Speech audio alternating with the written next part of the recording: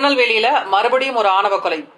24 வயசுல இவ்வளவு வெறியும் வன்மமும் தலைக்கேறி தன்னை விட 2 வயசு பெரியவனை கல்வியிலையும் நல்ல படிப்புலையும் சிறந்து நல்ல நிலையில இருக்கிற ஒருத்தனை கொலை செய்ய துணிறான்னா ஜாதிங்கிற விஷத்தோடைய கொடுமை இல்லாம வேற என்ன? நிலைமை இப்படி இருக்க திரைப்படங்கள்ல சர்டிபிகேட்ஸை கிழிச்சு போட்டுட்டா சாதி ஒழிஞ்சிரும், பொருளாதாரம் மேம்பட்டுட்டா சாதி ஒழிஞ்சிரும்னு பேசுறதெல்லாம் எவ்வளவு அபத்தமான வாதம். இதுல இன்னும் அதிர்ச்சிகரமான தகவல் என்னன்னா, கொலையாளியின் பெற்றோர் 2 பேருமே காவல்துறையில வேலை பார்க்கறாங்க. பொதுவா போலீஸ் வீட்டு பிள்ளைங்க எல்லாம் தப்பே செய்யாம வாழ்வாங்கிறது எதிர்பார்ப்பு.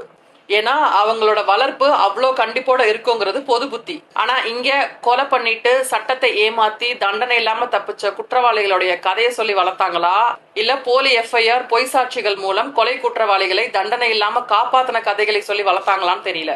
மொத்தத்துல வளர்ப்பு சரியில்லையா, இல்ல அந்த பெற்றோரே மகனுக்கு சாதி ஆணவத்து முறை குழந்தையில இருந்தே விதைச்சு வளர்த்து நீ செஞ்சுட்டு வாடா நாங்க பாத்துக்கிறோன்னு துணி ஊட்டி தூண்டி விட்டாங்களான்னு புரியல. வாத்தியார் புள்ள மக்குங்கிறது போய் இப்ப காவலர் புள்ள கொலையாளி ஆயிருக்கு.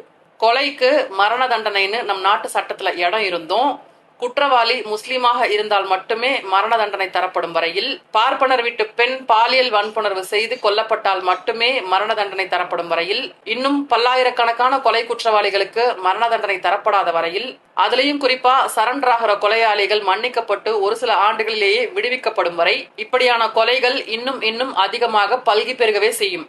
இதுக்கெல்லாம் ஒரே தீர்வு, தண்டனைகள் கடுமையானால் மட்டுமே தவறுகள் குறையும்.